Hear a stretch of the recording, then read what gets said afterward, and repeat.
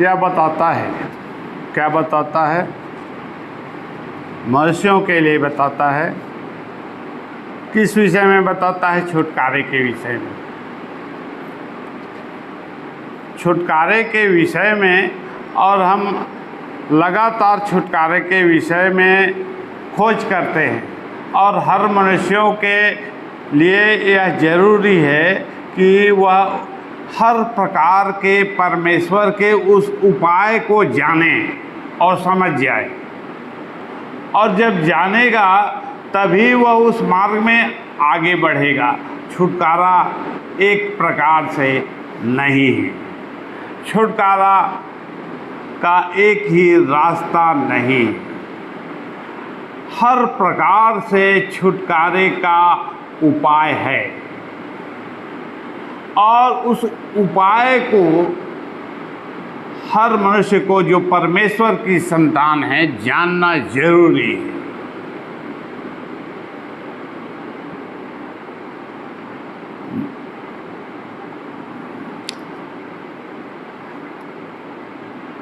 और मरकुस 16:16 में क्या लिखा है?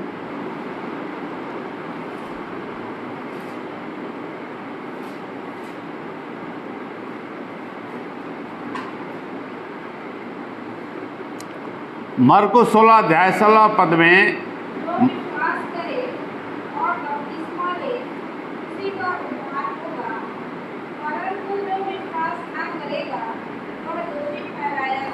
यहाँ पर यह कहा गया है, परमेश्वर का ये वचन है जो उसने प्रभु यीशु मसीह को सौंप दिया।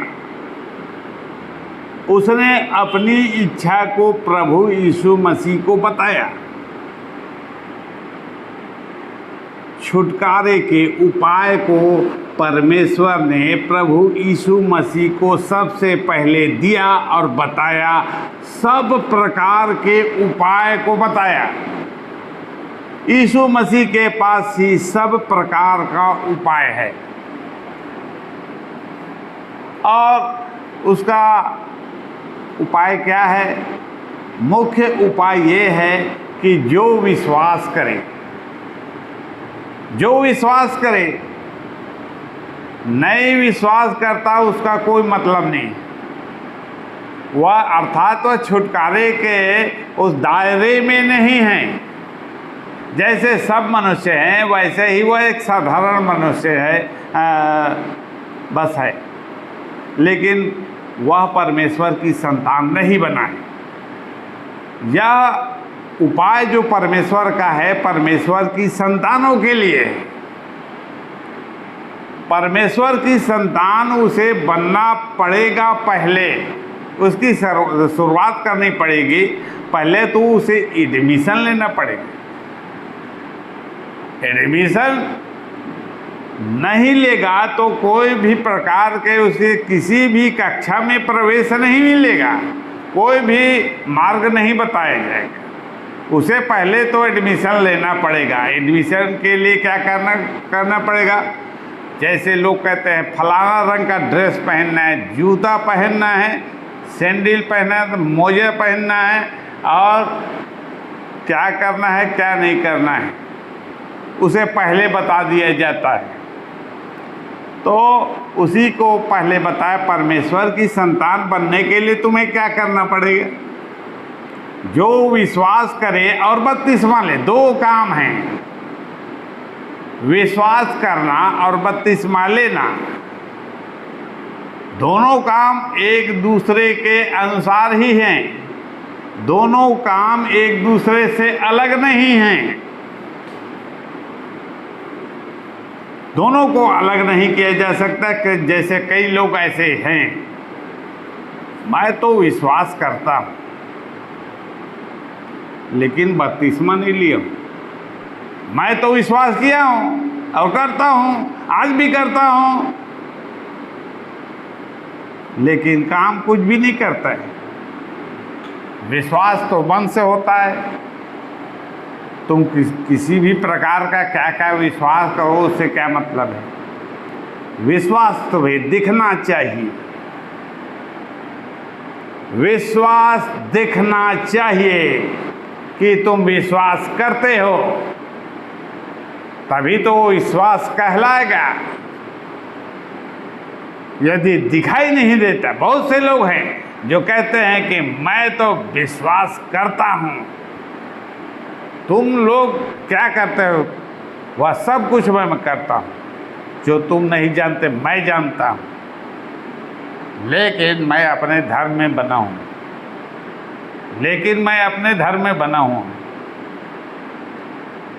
परमेश्वर का वचन ये कहता है कि विश्वास करे और बपतिस्मा नहीं लिया है उसने, अर्थात काम ही नहीं किया है, कोई काम नहीं किया है। बोलने बस से थोड़ी हो जाता है कि वो परमेश्वर की संतान बन गया। बोलने से चाहे अपने धर्म में, जाति में, समुदाय कुछ भी रहे, लेकिन वो परमेश्वर की संतान अब तक 40 साल हो गया, 20 साल हो गया, 50 साल हो गए, वह परमेश्वर की संतान नहीं है। क्यों नहीं है? क्योंकि उसने आज्ञा को नहीं माना है। जो बहुत से लोग हैं अपने आप को मसीही कहते हैं, लेकिन उसने कोई काम नहीं किया है, केवल जुबानी खर्च किया है, कोई काम नहीं किया है, तो वो परमेश्वर की संतान नहीं बन सकता। किसी भी हालत में ना बनेगा, ना बन सकता। ये मनुष्यों को धोखा देने के लिए, मनुष्यों का यह व्यवहार एक दूसरे को धोखा देने के लिए चालबाजी है, इसे चालबाजी कहते हैं।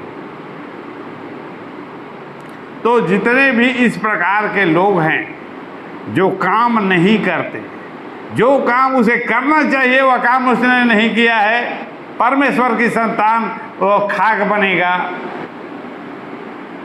वह तो धोखा देना है, झूठ बोलना है।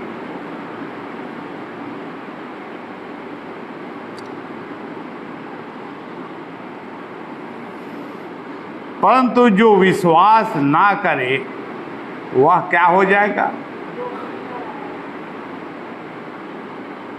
जो विश्वास ना करे वह दोषी ठहराया गया है। तो ऐसे बहुत से लोग हैं जो बोलते हैं कि मैं विश्वास करता हूं और उसने काम नहीं किया है, वे लोग क्या हो गए हैं? दोषी ठहराए गए हैं। बहुत से लोगों को मेरा यह वचन बुरा ही लगेगा आज के दिन। जो भी इसे सुनेगा उसे बुरा ही लगेगा। जो विश्वास ना करे वह क्या होगा? दोषी ठहराया जाएगा। बहुत से ऐसी संतान हैं नामधारी, वे कहते हैं मैं तो अपने धर्म में, मैं सब कुछ करता हूं जो अपने धर्म में है। लेकिन बहुत सी बातें हैं, सत्य के मार्ग हैं जिनके मार्ग अनगिनत हैं। उस मार्ग को पढ़ने में ही तुम्हारा जीवन व्यतीत हो जाएगा, पढ़ने में ही, उसे मानने में कितना समय लगेगा? कैसे अभ्यास करोगे?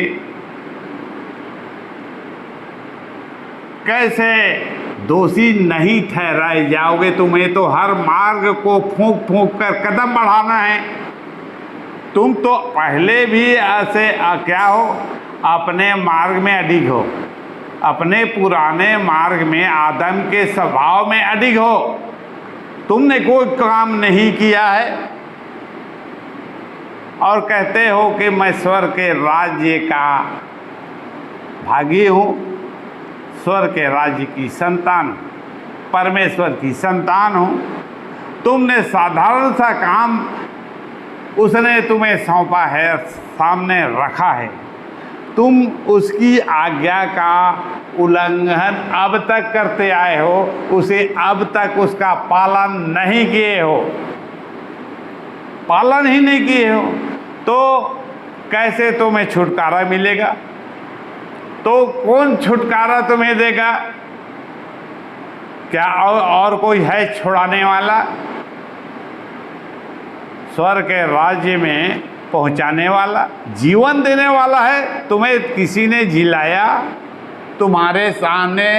तो क्या किसी ने जिलाया किसी को तुम्हारे पास घर परिवार में? तुम्हें क्या उसका कोई अनुभव है? परमेश्वर की कृपा दृष्टि का और उसके जीवन का स्वाद तुम चख चुके हो?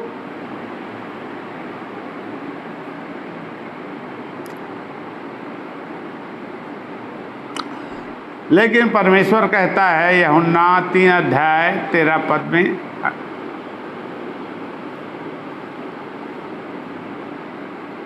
यूहन्ना रचित सुसमाचार 3 अध्याय 18 पद,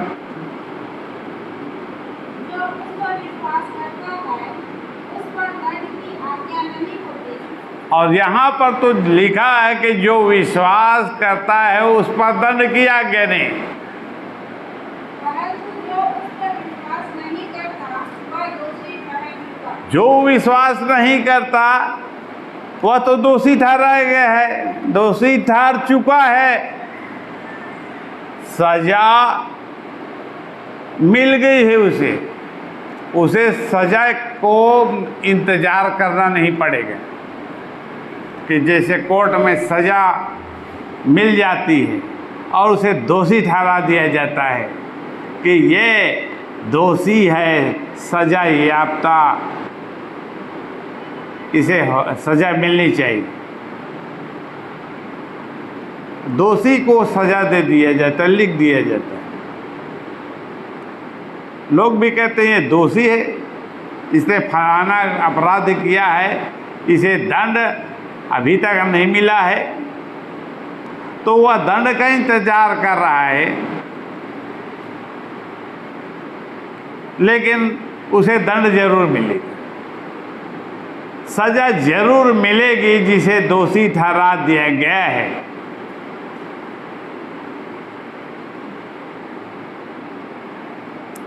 जो विश्वास करता है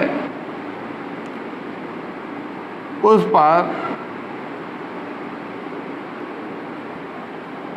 क्या पढ़े हैं अभी? जो विश्वास करता है उस पर दंड की आज्ञा नहीं होती, परंतु जो उस पर विश्वास नहीं करता वह दोषी ठहरेगा। विश्वास नहीं करता, खेल इसी में है। परमेश्वर का खेल इसी में है, विश्वास के ऊपर। विश्वास करना और विश्वास नहीं करना, और एक ही बात के कारण वह दोषी ठहराया जाता है, दोषी ठहराए बिना छूट भी जाता है, दोष से मुक्त कर दिया जाता है। विश्वास के द्वारा ही मुक्त भी कर दिया जाता है, और विश्वास ना करने के कारण मुजरिम भी ठहरा दिया जाता है।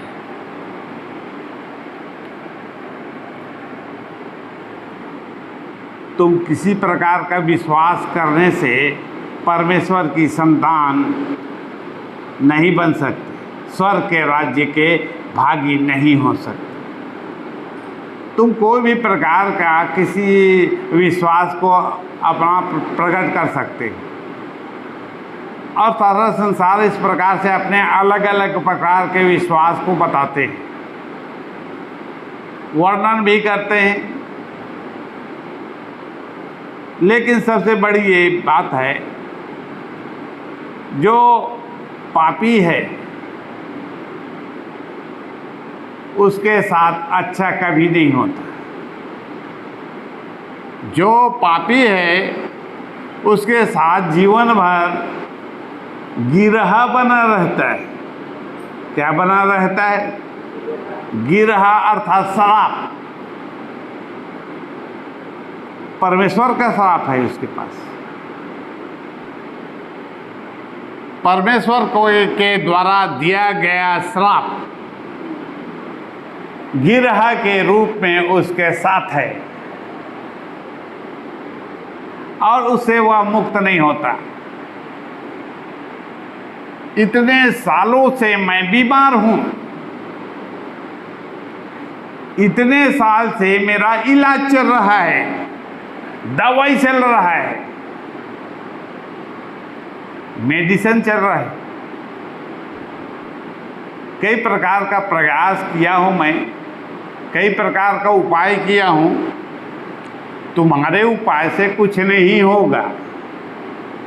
तुम्हारे उपाय से कुछ होने जाने वाला नहीं है।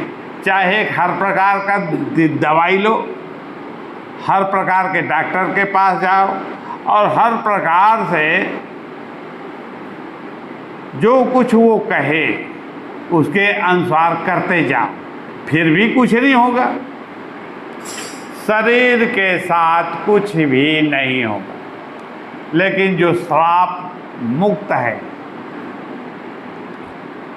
मतलब वह पीढ़ी, मनुष्य की वह पीढ़ी श्राप से अछूता है, परमेश्वर के श्राप से अछूता है। उसमें जरा भी कोई कलंक नहीं, दोष नहीं।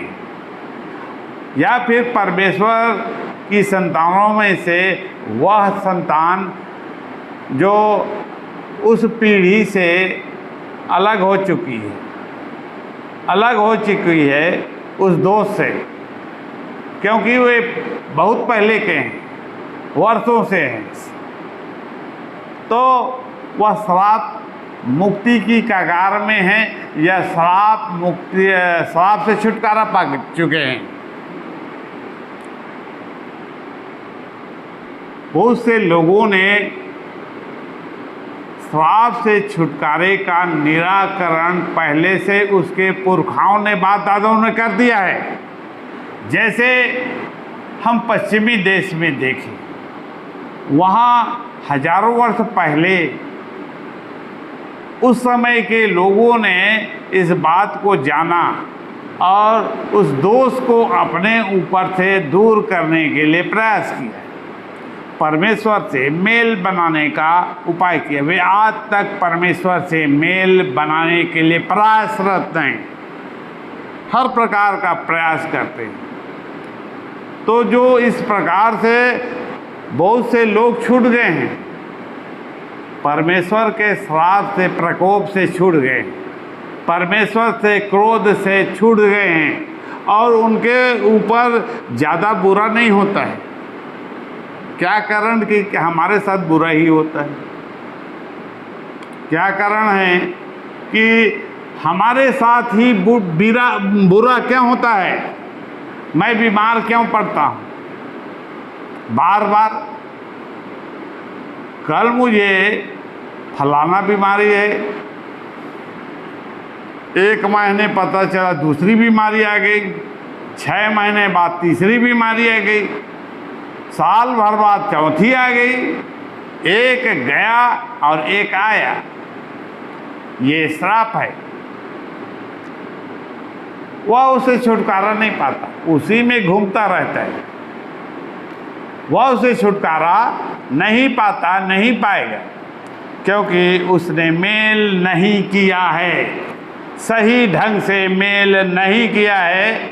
जो विश्वास ना करे वो क्या होगा? जो विश्वास ना करे उसके साथ क्या होगा? वह तो दोषी ठहर चुका है, उसके साथ बुरा ही होगा। उस पीढ़ी के लोग क्या हो चुके हैं? दोषी ठहर चुके हैं। बार बार समझाने और सिखाने पर वही काम करते हैं, वही काम करते हैं, वही बुरा काम करते हैं। परमेश्वर के अधीनता को स्वीकार नहीं करते। मसीही लोग भी बुरा करते हैं, परमेश्वर के वचन को नहीं स्वीकार करते।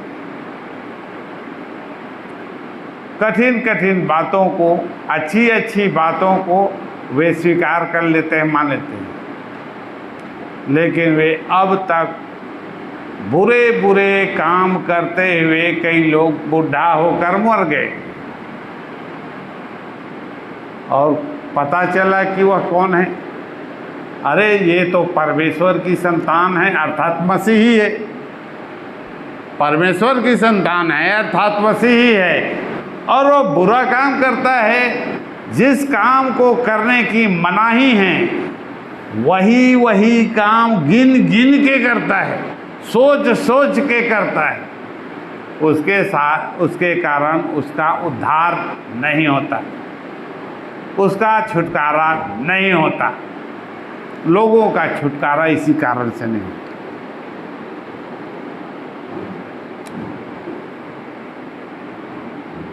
जैसा या 25 अध्याय 4 पद,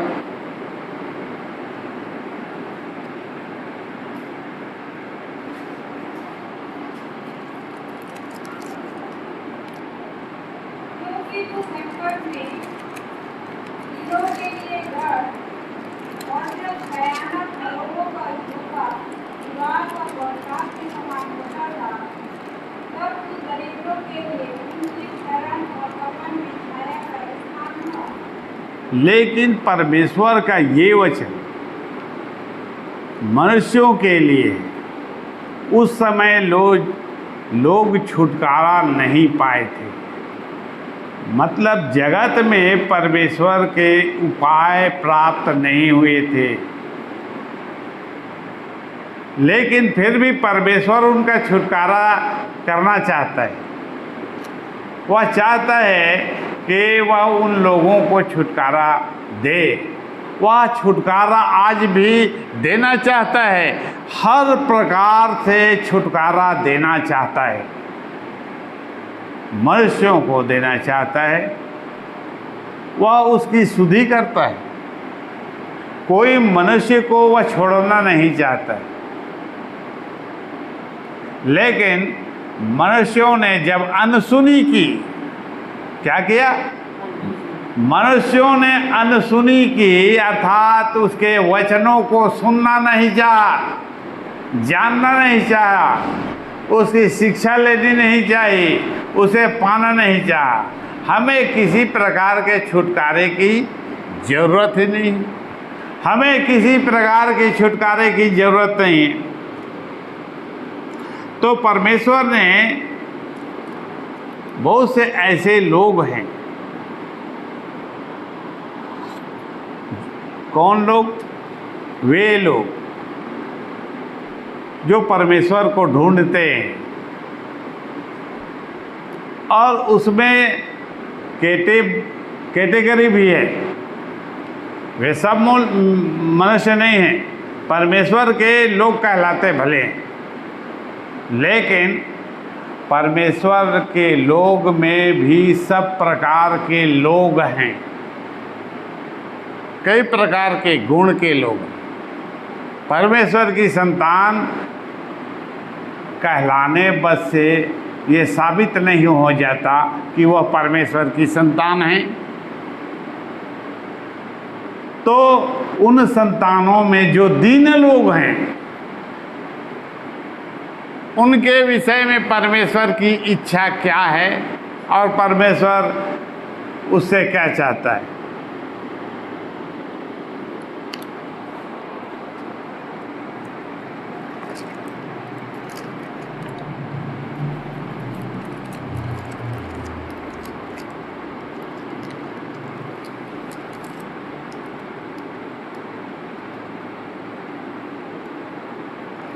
क्या पढ़े अभी?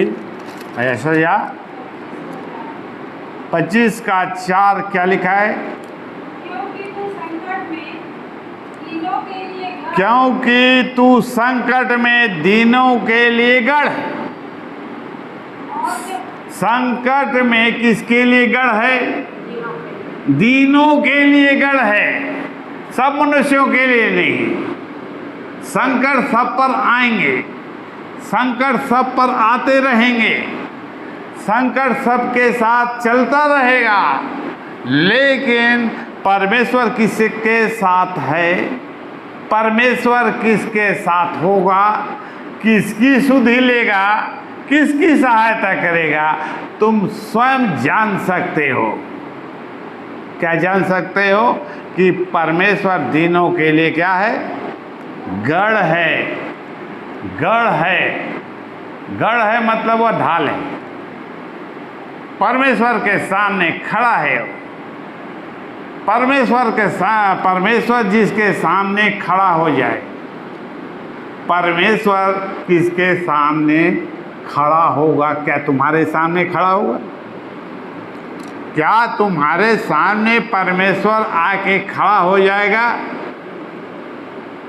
तुम्हें ऐसी योग्यता को प्राप्त करना पड़ेगा। इसे प्राप्त करने के लिए ही यीशु मसीह ने पहले ही रास्ता दिखा दिया है। इसे प्राप्त करने के लिए यीशु मसीह ने शुरुआत में ही बता दिया, क्योंकि क्या लिखा है उसने? स्वर्ग का राज किसके लिए है? नम्र और दीन, जो मन में नम्र हैं और दीन हैं। स्वर्ग का राज उन्हीं का है। स्वर्ग का राज किनका है? नम्र और दीन के। तो परमेश्वर की चिंता किसके ऊपर है? नम्र और दीन लोगों को लगातार देखता रहता है।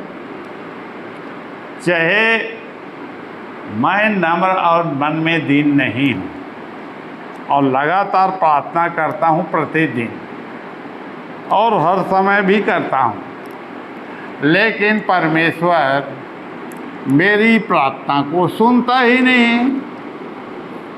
मेरी प्रार्थना को वह सुनता ही नहीं है। हर प्रकार से और हर उपाय से प्रार्थना करता हूँ मैं,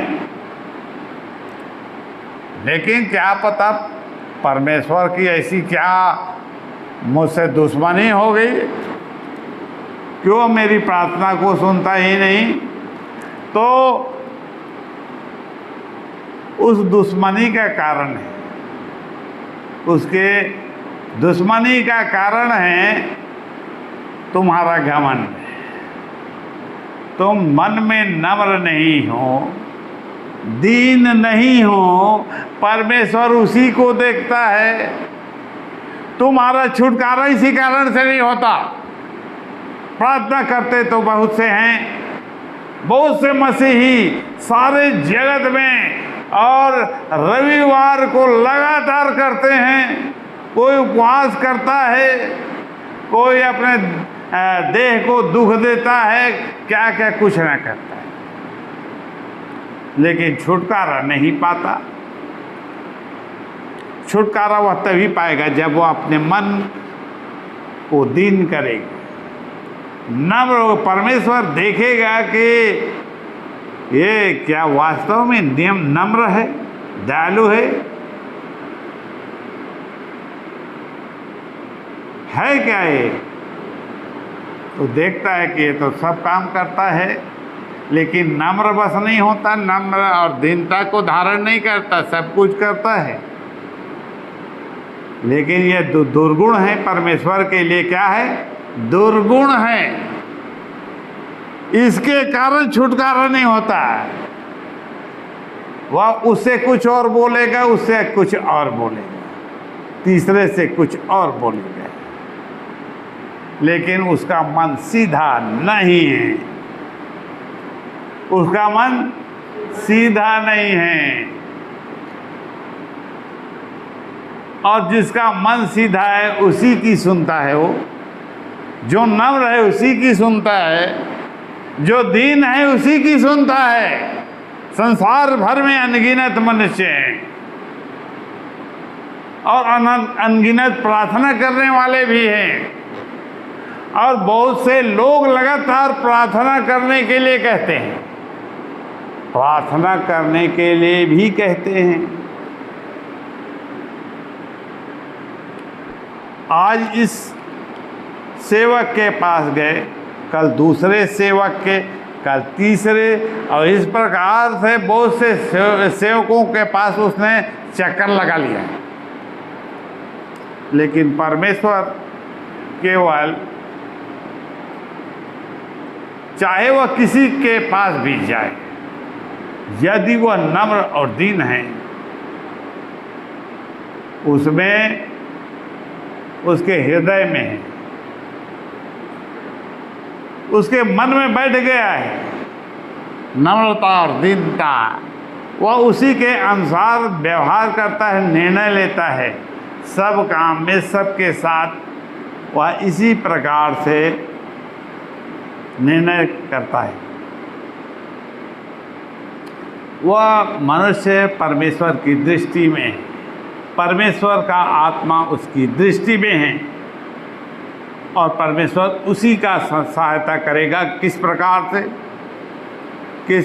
से वह सहायता करेगा? और जब भयानक लोगों का धोखा, फिर से पढ़। क्योंकि तू संकट में दिनों के लिए गढ़, और जब भयानक लोगों का धोखा, भयानक लोगों का झोंका और दीवार पर बौछार के समान होगा। दीवार पर बौछार के समान होगा। भयानक लोगों का आक्रमण, इस संसार के भयानक से भयानक लोगों का आक्रमण किसी के ऊपर अचानक से हो जाए। हर मनुष्य के साथ कोई भी समय में, किसी भी समय, किसी भी वक्त कुछ ना कुछ हो जाता है और भयानक से भयानक लोगों का आक्रमण हो जाता है। यदि वह भयानक से भयानक लोगों का भी आक्रमण हो जाए, किस पर हो जाए? परमेश्वर के लोगों के ऊपर। मतलब आक्रमण हो जाए, उसके ऊपर अटैक हो जाए, हर प्रकार से हथियार चल जाए और उसे बचने की कोई उम्मीद भी ना हो। या देखने वाले ही बताए कैसे बच गए, तो उन लोगों ने ख़त्म ही कर दिया था, उसके साथ बुरा ही कर दिया था। और इस प्रकार से पांति बांध करके एक साथ होके इन्होंने उस पर आक्रमण किया, नाश करने के लिए, बर्बाद करने के लिए, हमेशा के लिए ख़त्म कर देंगे। ये उनकी मंशा है। भयानक से भयानक लोगों का हुजूम और कोलाहल, जैसे दंगा में इस प्रकार से कोई मसीही पड़ जाए, परमेश्वर की संतान पड़ जाए, परमेश्वर की संतान पड़ जाए, यदि वह दीन है, वह क्या है? उस दंगे में यदि कोई दीन पड़ जाए, लेकिन परमेश्वर उसके साथ होगा, उस दीन के साथ परमेश्वर होगा। किसी के साथ रहे या न रहे, उस दिन के साथ परमेश्वर का आत्मा उसके साथ ही रहेगा और हर प्रकार के उपद्रव, चाहे गोली चल जाए, चाहे तोप चल जाए, चाहे युद्ध छिड़ जाए, चाहे कुछ भी हो जाए, परमेश्वर का आत्मा उसे बचा लेगा, किसी भी हालत में बचा लेगा। और ऐसा लिखा भी है, बौछार के समान आक्रमण हो किसी के ऊपर, लगातार आक्रमण हो, एक के बाद एक हो, कि उसके बचने की उम्मीद ही खत्म हो जाए, बचने की उम्मीद ही खत्म हो जाए।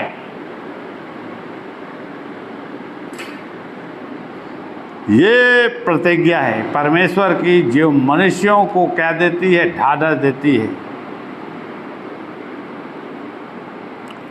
वह क्या कहे? फिर से पढ़िए। क्योंकि तू संकट में दिनों के लिए गढ़, और जब भयानक लोगों का धोखा दीवार पर बौछार के समान होता था, तब तू दरिद्रों के लिए उसकी शरण, दरिद्रों के लिए उसकी शरण, ये परमेश्वर की प्रतिज्ञा है। प्रभु यीशु मसीह की प्रतिज्ञा है, इसे तुम दावा कर सकते हो यदि दीनता को पहन लिए। यदि नहीं पहने हो तो इसके अनुसार दीनता का व्यवहार शुरू कर दो। तुम्हें तुम्हारे साथ संसार में कुछ भी हो सकता है, लेकिन जब कुछ भी हो सकता है तो तुम्हारा बचाने वाला हर घड़ी तुम्हारे साथ होगा। तुम्हारे छुड़ाने वाला हर घड़ी तुम्हारे साथ ही रहेगा। तू दरिद्रों के लिए उसकी शरण है। शरण, तुम भागकर शरण पाने के लिए किसी स्थान में छुपने के लिए जगह खोजते हो। तुम्हारे सामने आड़ बन जाएगा वह तू मनुष्यों के लिए क्या है? प्रभु यीशु मसीह शरण स्थान है। प्रभु यीशु मसीह मनुष्यों के लिए, अपने लोगों के लिए ढाल और चट्टान है। यहाँ उसे देख सकते हैं। प्रभु यीशु मसीह इस प्रकार की प्रतिज्ञा के साथ उसकी रचना हुई है, क्योंकि 5 पद, और दरिद्रों के लिए उनकी शरण और उसके तपन में छाया का स्थान। दंगा भड़क गया तो यो दंगा की वह आग भड़क उठी। अब तुम वहाँ पर रहोगे तो जलोगे कि नहीं? दंगा भड़क गया है, बुरा सबके साथ होने लगा है, बुरा काम सबके साथ होने लगा है, मारे काटे जा रहे हैं, कोई भी के साथ कहीं भी कुछ भी किए जा रहे हैं। तो तुम्हें आँच नहीं लगेगी। तुम्हें आँच कैसे लगेगी? क्योंकि तुम्हारी ढाल और चट्टान तुम्हारे साथ है। हर आग को वह बुझा देगी, हर आग को शांत कर देगी, हर कोलाहल को शांत कर देगी, हर प्रकार के उपद्रव और हमले को सबको खत्म कर देगा। वह ऐसी शक्ति है जिसकी तुम क्या करते हो? भरोसा उस पर करते हो। इस प्रकार यदि तुम भरोसा उसके ऊपर करोगे, दीनतापूर्वक, निश्चित रूप से किसी भी समय और किसी भी दिन, चाहे कोई भी समय, तुम्हें बचाने के लिए हर घड़ी मौजूद रहेगा। परमेश्वर का सत्य का आत्मा, परमेश्वर का सत्य आत्मा बल्कि दूसरों को भी खदेड़ देगा। दूसरों को जो दंगा भड़काने के लिए आए हैं उन्हें क्या कर देगा? खदेड़ देगा या जला देगा, उसे ही भस्म कर देगा। वे तुम्हें मारने के लिए आए हैं, तुम्हें मारने के लिए आए हैं, तुम्हारी घेराबंदी कर रहे हैं। वह चारों ओर से स्वयं घिर गए और स्वयं ही मार दिए गए, खत्म कर दिए गए, स्वयं ही जला दिए गए। परमेश्वर की आग, पवित्र आत्मा की आग है, वह भस्म करने वाली आग है। वह हर एक झाड़ झंकार को जलाकर राख कर देती। हर झाड़ झंकार, हर प्रकार के बुराई तुम्हारे सामने आएंगे, लेकिन सबको जला के नेस्तनाबूद कर देगी।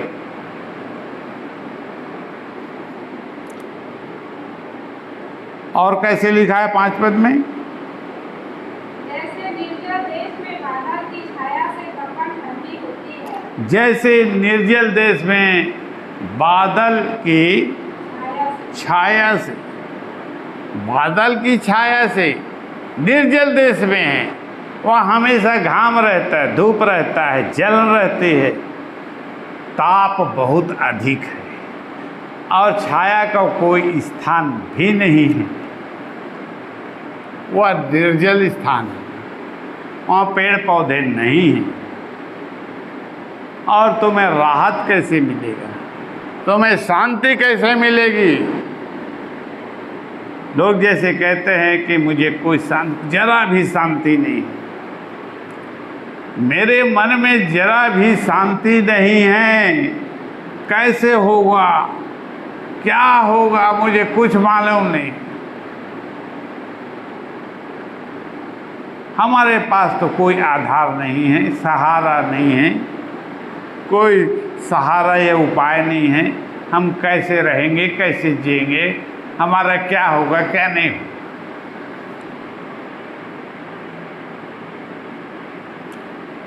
ये मनुष्यों की सोच है, परमेश्वर के संतानों की सोच नहीं है। परमेश्वर की संतानों की सोच इस प्रकार से होना चाहिए। किस प्रकार से होना चाहिए? परमेश्वर के अनुसार होना चाहिए। और परमेश्वर के वचन को इसीलिए पढ़ना जरूरी है, जानना जरूरी है, समझना जरूरी है और उसमें मन लगाना जरूरी है कि हमारा ध्यान हमें इस बात में लगा रहे। हमारा ध्यान, हर एक मनुष्य का, हर एक परमेश्वर की संतान का ध्यान इस बात में लगा रहना चाहिए। किस बात में? यशायाह 25 अध्याय 4-5 पद, 25 अध्याय 4 और 5 पद। ये परमेश्वर का वो वचन है जिसे परमेश्वर ने किसे दिया? यशायाह को, यीशु मसीह के आने के पहले दिया है। मैं सबकी चिंता करता हूँ, विशेषकर दीनों की चिंता करता हूँ, और जो लोग दीन नहीं हैं वे दीनता को सीख जाएं। जो दीन नहीं हैं, नम्र नहीं हैं, वे नम्रता और दीनता का पाठ सीख जाएं और उसे धारण करें।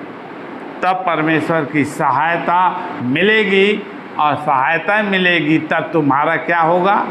छुटकारा होगा।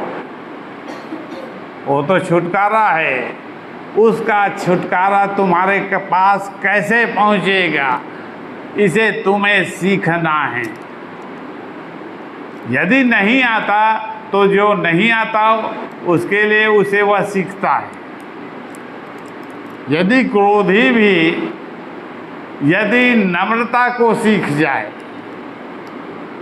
परमेश्वर तो क्रोध करता है, पुराने समय से वह क्रोधी है, और परमेश्वर के ऊपर, मनुष्यों के ऊपर वो क्रोध ही करता है, क्योंकि परमेश्वर की दृष्टि में संसार के मनुष्य के सारे काम क्या हैं?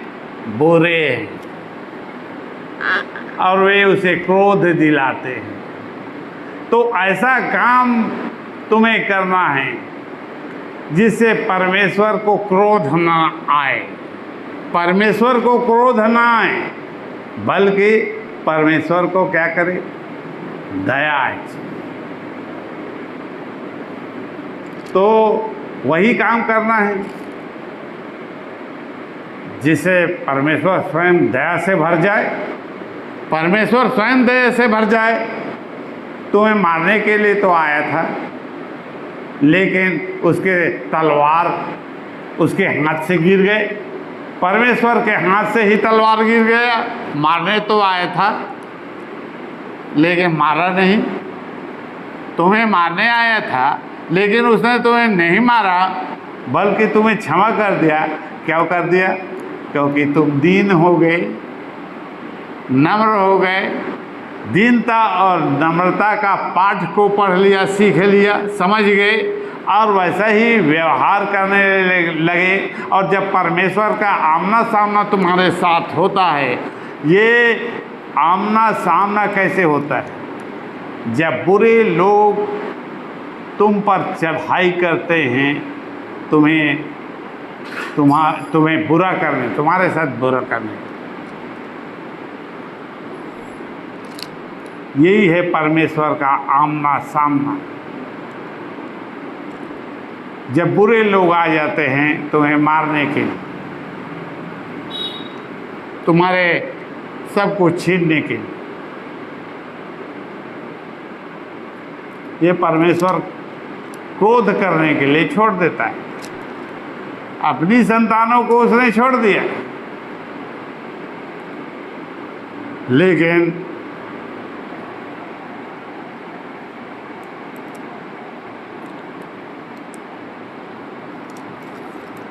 परमेश्वर क्रोध ना करे, बल्कि तुम्हारा साथ दे, तुम्हारे साथ रहे, तुम्हारी रक्षा करे।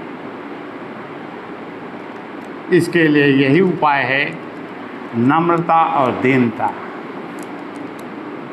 सब जगह प्रभु यीशु मसीह ने इसका पाठ पढ़ा दिया है सारे संसार भर में, और इसी के अनुसार लोग इस प्रकार से काम करते हैं।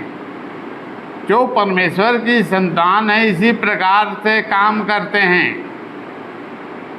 इससे बाहर उद्धार और छुटकारा नहीं है। चाहे किसी प्रकार का उद्धार समस्या हो, उद्धार का कारण हो, नम्रता और दीनता के अनुसार ही, अर्थात स्वर्ग के राज्य के अनुसार ही उपाय निकले, छुटकारा हो। समस्या कितनी बड़ी और विकट हो, मनुष्य के सोचने के अनुसार काम नहीं हो, तो अपने उपाय को उपयोग में लाने से पहले परमेश्वर के उपाय को उपयोग में लाना चाहिए।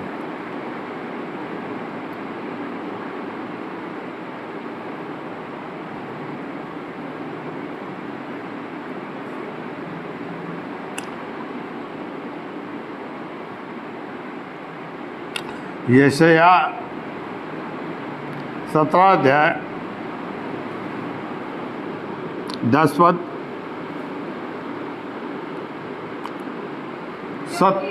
हाँ, क्योंकि तू अपने उद्धारकर्ता परमेश्वर को भूल गया, अपने उद्धारकर्ता परमेश्वर को ही भूल गया। ये तो बहुत बड़ी समस्या है। जो उद्धार देता है, छुटकारा करता है, सहायता करता है आंधी, पानी और तपन और जलन में और सब प्रकार के उपद्रव में, तू उसे ही भूल गया। तू उसे ही भूल गया, अपने छुटकारा देने वाले को ही भूल गया, तो उसे स्मरण कैसे करेगा? तुम्हारे लिए सहायता करने के लिए कौन आएगा? है कोई तुम्हारे पास? बहुत से नाम तुम गिना सकते हैं लोग बाग, लेकिन कोई भी उपाय काम नहीं आएगा। कोई भी उपाय काम नहीं आएगा। तू अपने उद्धारकर्ता को ही क्या कर दिया? तिलांजलि दे दिया, तिलांजलि दे दिया, उसे भूल बैठा है। मसीही लोग बहुत से इसी प्रकार से उसका नाम भी भूल गए हैं। उसका नाम, अपने उद्धारकर्ता, अपना छुटकारा देने वाले का ही नाम भूल गए हैं। पता नहीं है, मालूम नहीं है उसके सामने कैसे नम्र दीन होना, उसको बहुत दूर की बात है। उसका नाम भूल गए, तो कहाँ से छुटकारा मांगेंगे? छुटकारा ऐसी प्रकार से मनुष्य है भूल गए जाता है जब अपने उद्धारकर्ता को, और हम भी भूल गए कि हमारा भी कोई छुड़ाने वाला है। हमारे पास भी छुड़ाने वाला है। उसे क्यों ही स्मरण नहीं करते? उसे क्यों नहीं पुकारते? दूसरे को पुकार रहे हैं, दूसरे लोगों को देख रहे हैं, और किसी पास्टर प्रचारक को देख रहे हैं। पास्टर क्या उद्धार करता है? छुड़ाने वाला है? तो क्या हम उसके पास जाते हैं? हम उसके मार्ग को जानने के लिए जा सकते हैं, लेकिन वह हमें किसी भी प्रकार से उद्धार या छुटकारा नहीं दे सकता। उसके पास अधिकार ही नहीं है छुड़ाने का उसके पास अधिकार नहीं है। क्या कीमत चाहिए कीमत तो लगेगा। पास्टर के पास कीमत है? पास्टर के पास कीमत है क्या? यही बड़ी प्रश्न है। कीमत नहीं है तो छुटकारा नहीं। कीमत नहीं है। आत्मिक जगत में कीमत चुकाना बहुत ज़रूरी है, तभी छुटकारा मिलेगा।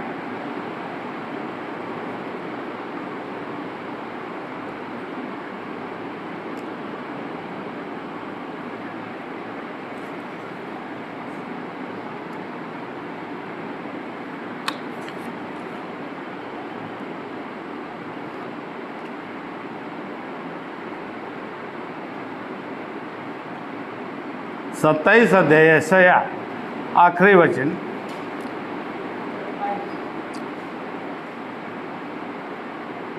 25, 26, 27। 25 कत पढ़ लिए, 26, 27।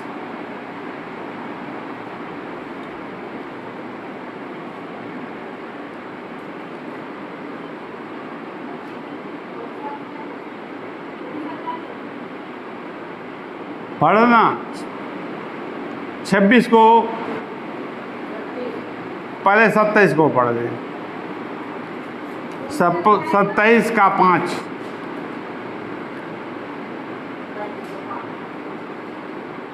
27 अध्याय का 5 पद। क्या मेरे साथ मेल करने को वे मेरी शरण ले, वे मेरे साथ मेल कर, वे मेरे साथ मेल कर लें, या मेल करने के लिए मेरी शरण ले। वे परमेश्वर की संतान जिन्होंने परमेश्वर से मेल ही नहीं किया है, मेल ही नहीं किया है, और उसे छुटकारे की ज़रूरत पड़ गई है, तो मेल ही नहीं जब हुआ है तो उसकी सहायता करने के लिए आएगा क्या? उसके लिए खड़ा होगा क्या? उसे चंगा करेगा क्या? उसे जिलाएगा? उसे उठाकर खड़ा करेगा? उसे ठीक करेगा? उसे भला चंगा कर देगा? मेल ही नहीं किया है तो उसे मेल करने की ज़रूरत है। ये वही लोग हैं जो मेल नहीं किए हैं, और चंगाई पाने के लिए बहुत बड़ी तादाद होती है। मनुष्यों की बहुत बड़ी तादाद है। भीड़ तंत्र बहुत अधिक है। वे भीड़ जाते हैं चंगाई पाने के लिए, छुटकारा पाने के लिए, सहायता पाने के लिए। और पता चलता है कि एक ही 2 व्यक्ति या 3 व्यक्ति या कुछ व्यक्ति जिन्होंने चंगाई पाई, उन्होंने ही परमेश्वर से मेल किया है। उन्होंने ही परमेश्वर के साथ मेल किया है, इसी कारण उनका काम हुआ है। मेल नहीं किया है, वे मेल किए हैं ऐसा दिखाएगा, रजिस्टर में दिखाएगा, ये फलाना का सदस्य है, ढकाना का सदस्य है। लेकिन परमेश्वर के रजिस्टर में उसका नाम नहीं है। मैं तो उसे नहीं जानता हूँ, वो कौन है वो। तो इस प्रकार से परमेश्वर की जो सपना अपने आप को संतान कहते हैं, उनका नाम ही पता नहीं है। प्रभु यीशु मसीह को ही मालूम नहीं। और यहाँ पर बहुत से उसके सेवक हैं जो प्रार्थना कर रहे हैं कि हे पिता, उसके दुख दर्द को दूर कर दे, उसके दुख दर्द को दूर कर दे। कौन है? फलाना नाम का व्यक्ति है, वो है। अच्छा, मैं नहीं जानता उसको, उसने तो मेरे साथ मेल ही नहीं किया है, उसने तो मेरे साथ मेल ही नहीं किया है, तो मैं उसे चंगा कैसे कर दूं? उसका हक भी नहीं है। राज्य की संतानों के लिए ये हक है। ये हक तो राज्य की संतानों के लिए है जिन्होंने मेरे साथ मेल किया है। मैं उसे क्यों दूं, क्यों उसकी सहायता करूं? तो ये बहुत से कारण हैं स्वर्ग के राज्य में, जिसे परमेश्वर अपने लोगों को भेज कर सिखाता है कि ये सब प्रकार से तुम्हें सीखना पड़ेगा। इस ज्ञान की बातों को तुम्हें सीखना पड़ेगा, जानना पड़ेगा, समझना पड़ेगा। केवल प्रार्थना करने से काम नहीं चलेगा। तुमने सोचा ही नहीं, उसके काम को करने के विषय में तुम्हारा मन ही नहीं है, और चाहते हो कि तुम्हारा काम वो कर दे। उल्टा बात बोलते हो। इसलिए किसी के लिए भी प्रार्थना करना और किसी के ऊपर हाथ धरना अलग अलग बात है, और मनुष्यों को बिना जाने ऐसा नहीं करना चाहिए।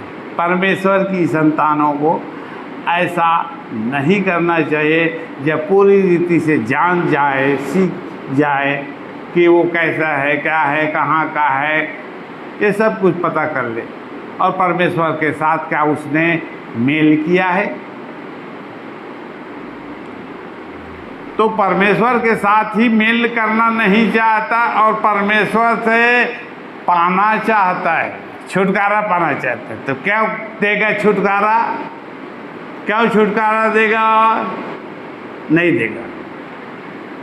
तो आज का वचन यही है परमेश्वर के संतानों के लिए और बाहर के लोगों के लिए भी। परमेश्वर की इच्छा है कि राज्य की संतान यदि छुटकारा पाना चाहते हैं तो राज्य के वे सारे नियम को सीख जाए, सीखने के प्रयास करें, सीखने के काम में लग जाए। तब बहुत से लोगों ने, परमेश्वर की संतानों ने प्राचीन काल के विश्वास के द्वारा सीखने का हर प्रकार से विश्वास के काम को करना चाहा। जो विश्वास को थामे हुए रहे, लेकिन उन्होंने उनका प्रतिफल नहीं पाया, परिणाम नहीं पाया। बहुत से लोग हैं इस संसार में, इस शरीर में उन्होंने प्रतिफल नहीं पाया, उनके साथ कुछ अच्छा नहीं हो, लेकिन वे उसे क्यों थामे रहे? लेकिन वचन ये बताता है कि वे उस वचन को थामे रहे। शरीर में ना होने के बावजूद उनके भीतर वो वचन था, आत्मा में क्या था? क्योंकि वे जानते थे कि हमारा जीवन क्षणिक नहीं है। यदि तुम भी अपने इस वचन को इस प्रकार से धारण कर लो, हम नहीं मरने के,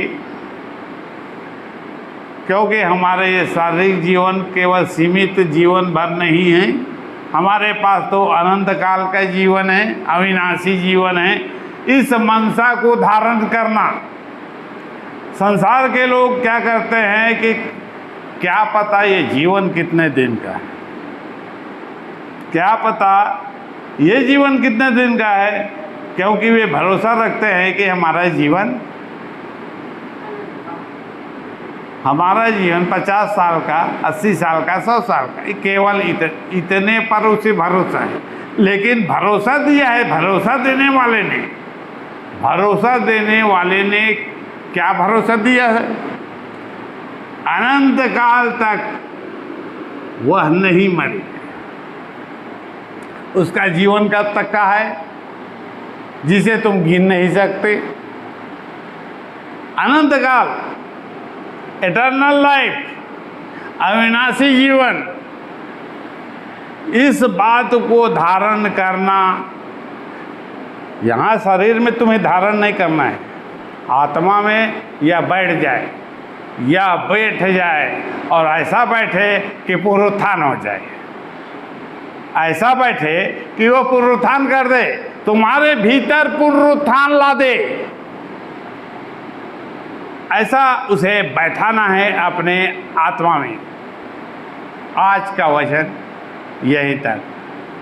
हल्का प्रार्थना करें।